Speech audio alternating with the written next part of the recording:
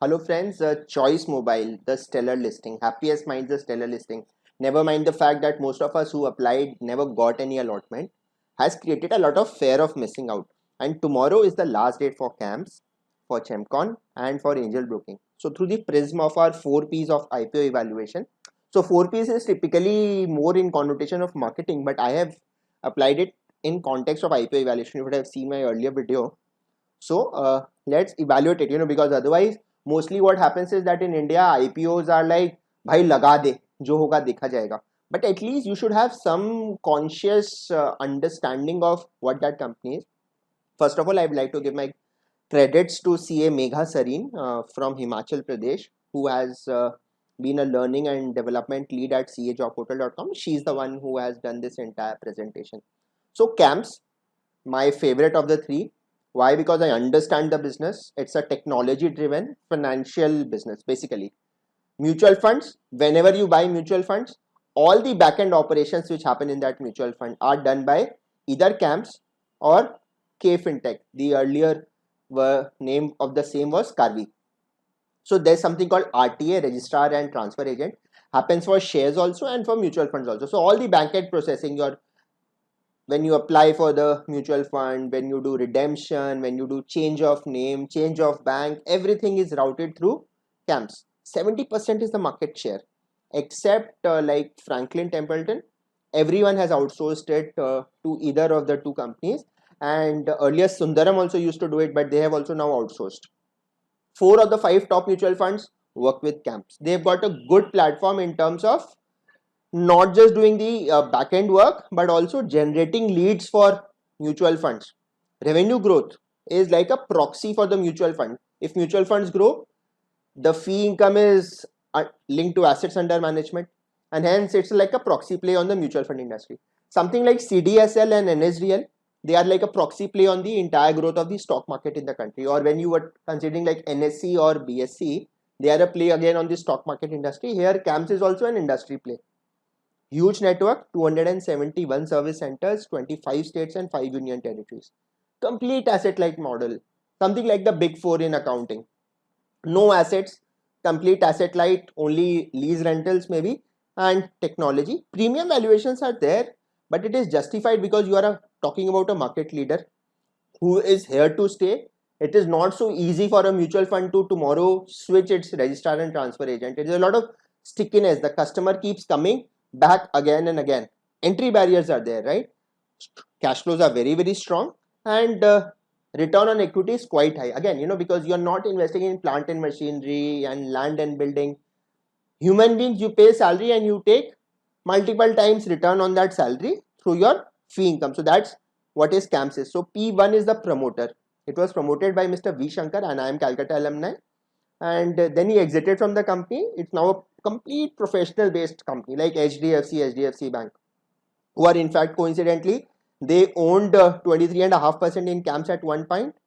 NSE had held 45% and Warburg Pincus 43.5%. But then that shareholding kept changing at different points of time. Where does it make money?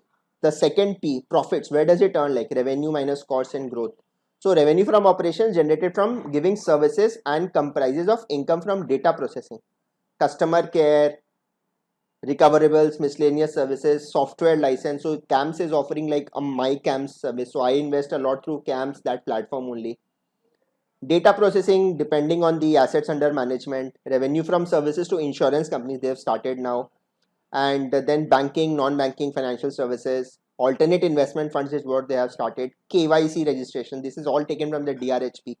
Customer care services, whenever customer says bhai change my name, change my nominee, change my bank, then electronic credit, that thing NACH, volume based fee from electronic payment collection services, out of pocket services, reimbursement from all of these places, call center services, fee from applications made available to clients. So these are typical business. It is not like some rocking thing. It is going to generate 70-80% EBITDA, but there is no downside in this risk, in this business. Mutual fund will grow, CAMS will grow.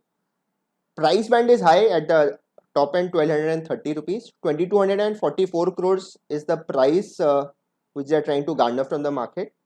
Already 35 anchor investors have given 667 crores. Grey market premium is like 290 rupees. It was earlier like 345 rupees, but now you see that since the last 2 days markets are falling, momentum is weak, and hence you never know that on the day of listing what happens. But one good thing about CAMS is that you can hold it for posterity, buy and forget kind of a stock. As on today, it is subscribed 1.93 times. It's a big issue, 2244 crores, and most of the subscription happens on the last day only. So retailers have, like you and me, 2.91 times. QIB mostly will come tomorrow only, and non-institutional investors.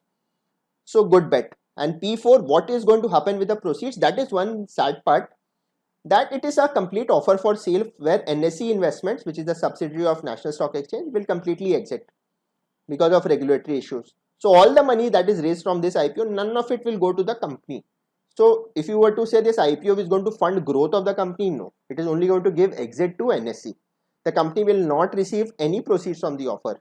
They will all go to the selling shareholders. But industry is good, strong, robust market share, stickiness of customers. I think it's not just for listing gains, even for the future. Now, if you look at Chemcon, 1988, it's a Vadodara-based company and leading manufacturer of HDMS, hexamethyl disalin, and CMSI, chloromethyl isopropyl carbonate, which are predominantly used in pharma industry. Now, it is the only manufacturer in India of zinc bromide, HMDS, third largest manufacturer of HMDS worldwide in terms of calendar year 19 production. So see, I don't understand specialty chemicals. These are very, very exotic terms. One really cannot understand that in depth. And it can grow at 15-20%. So one good thing, now it is not like selling potatoes and onion that every Tom, Dick and Harry can come and start performing here. Robust financial performance, grows at like 20-30% during this 3-year cycle. EBITDA growing at 25%, profit 36%, but it is not a big company. In terms of top line, I think it is around 150 odd crores or so. Net debt is 44 crores. Debt equity ratio is healthy, 0.3. What now you know something about Chemcon before you put your money, not just you are applying on the basis of some hearsay. Promoters are Kamal Kumar, Rajendra Agarwal, Navdeep Naresh Goyal, and Shubharanga Goyal. So typical Marwadis. So Marwadis, I'm also a Marwadi. They know how to manage their business well, and they've grown well, right? So where does the company make the second P of ours, P2, profits, sale of pharma chemicals and oil well completion chemicals. So those increased by 84% in fiscal 2018 from 82.7 crores to 152 crores. Okay.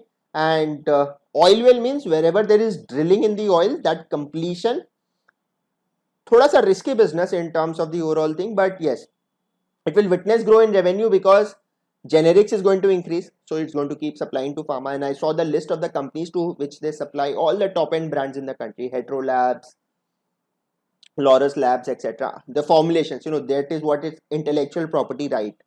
Screening diagnosis is going to happen when you access treatment in novel ways. So from the business perspective, the model is robust. They will continue to supply to pharmaceutical companies. Oil well, that segment might not do so well in the coming future because crude oil is not doing that well, but suddenly crude grows above 100, you'll suddenly see a frenzied activity in terms of oil well completion stuff. So both segments are essentially very, very strong segments for the long term. P3, price and GMP, it serves, it's a fresh equity of 165 crores and OFS is also of 45 lakh shares. Okay, so in the grey market, from 340 at the top end, it is drawing a premium of 75%. 255 rupees is the GMP. Small IPO, that is also one thing. 12.62 times has been the subscription till today. Retailers 22.94 already subscribed. Day 3 is left when the top end of the applications happen. See, because non-institutional investors and QIBs, they borrow money from NBFCs, they will always invest on the last day. So by today 5 PM, this is what the status is, but it is much better than CAMS because again CAMS is a larger size equity also, So here, because of the good grey market premium, and most retailers go by that only. All set and done. And P4, what will happen to the proceeds? Whatever they take from the IPO, they are going to do capital expenditure, working capital, and general corporate purposes. So it's like a part of offer for sale, and part money is going to flow in the company. The third and the last one in today's video is angel broking. Leading players among low cost brokerages, strong management team, 2 decades of experience. Now, what has happened is that angel broking is now stuck between a traditional banking broker like ICICI Securities, HDFC Securities. They have access to that entire banking channel. So that sales funnel is that banking thing. And Zerodha of sorts, which are pure play online players, they don't have a physical presence. Angel broking has, what they have tried to do is to match the prices of Zerodha and still be a traditional broker which will have an office in your city. Like Zerodha does not have an office in your city. You just have a customer care. So you can't go out there and fight with people in the office in case something goes wrong. Angel broking gives you that advantage. The disadvantage is, since it is an NBFC, not a bank, it does not have that sales funnel. Those things, like if I am in HDFC Securities and HDFC Bank, I bank with both. So automatically the debit credit of money between my bank and my Demat account related trading comes. It provides basically broking services through the online and digital platforms. 11,000 authorized persons. Now you can always take a view that whether this network adds value in an era of Zerodha, which is now number 1 in the country. So it has got assets of 13,254 crores PMS and 21.5 lakh operational broking accounts. Incremental growth in market share because of technology-led initiatives. So some lot of good artificial intelligence related algorithms. So what happens here is that that is what gives it some competitive advantage. And so it's like 97% of pin codes in India, it has got a presence with these 11,000 authorized persons, and this is its USP in an era when suddenly settlements don't happen in a pure play discount broker like a Zerodha. People will shift to these traditional brokers, and if they have matched the prices of a Zerodha or a Grow or an Upstock, why not? They can continue here as well. So it's only a thing of technology and pricing, because people are nowadays very price sensitive. No one really wants to pay that 0.2% or 0.3% of the transaction value, which was the norm earlier. Who are the promoters? Promoters are good Jews, very good in business, again a clan: Dinesh Thakkar, Ashok Thakkar, Sunita Magnani. Where does it make its money from? 75% comes from brokerage, rest comes from other income. Digital processes, technological platforms, performance marketing, client engagement strategy, etc. They have grown substantially. And the future, where will the money come from? Profits, more urban population, rising income levels, wealth allocated towards financial products. And so see what happened with lockdown. So many new Demat accounts got opened. So many people started trading because they were sitting at home, they were bored, doing nothing to do, they started trading. And they made some money, so they started trading again and again. And from March, because the markets have not turned back except these last 2 days, all the brokerage houses went in a very good state of growth. P3, price and GMP, 306 rupees is the band. Fresh issue of 300 crores, offer for sale of 300 crores. So basically the promoters are selling shares, Mr. Ashok Thakkar, Sunita Magnani, and then IFC, and then individual selling shareholders. Initial response has been good. The premium was like 75 rupees. But it is subscribed at the lowest, like not even 1 time, 0.76 times, retail also 1.46 times, 0.00 times in QIB, and 0.16 times in NI. So obviously the response has been very, very muted if you compare with Chemcon and CAMS. Because people are saying that okay, this physical presence is there in so many cities, but what is the real advantage of that? If it is a pure play technology game, then this physical presence adds to fixed cost. So proceeds utilization, as you said, comes towards working capital and general corporate purposes. So this is how I look at the 3 IPOs. From a long term, CAMS for sure. Chemcon, I really don't understand specialty chemicals much, but what one could gauge from the fact that from pharma and oil well, and these are like proprietary market leadership positioning things, it can still do very very well in the future. And if you look at all those Aarti drugs and Vinati Organics and all Sudarshan Chemicals, all the super specialty chemical space, it is always under immense focus from the investors, keeps on doing well. The last one, angel broking, yeah, obviously I'm a bit mixed views towards angel broking. But if you look at like 5paisa, angel broking, ICICI Securities, they have their own space under the sun. It is not just these technology driven Upstock and Zerodha. Of course, they have garnered a lot of new account additions in the recent past. But you never know what could be the tipping point. People who want to will play safe will always go either by a bank-backed security like HDFC or ICICI, or for that matter, someone like an Motilal Oswal or angel broking. So from a business standpoint, it is still a good business. Of course, the least lucrative amongst the 3 IPOs that are going to come tomorrow. So I hope this video could have given you some sense of the whole thing and to give you some understanding of what is there here. So please like it with your near and dear ones, and thank you so much for watching.